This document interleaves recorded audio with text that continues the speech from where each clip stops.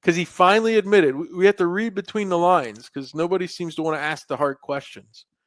We finally found out in the Jim Day podcast last week that he actually jammed his shoulder in June of last year.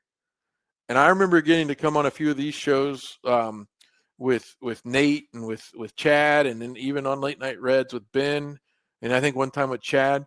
And I was asking the question, is Spencer Steer hurt? Because he remember last April he was on fire. Mm-hmm.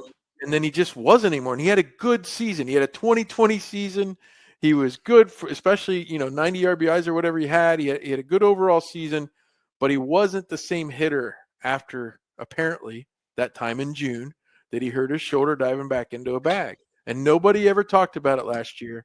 And here we are. We finally get the answer that, yeah, he was banged up.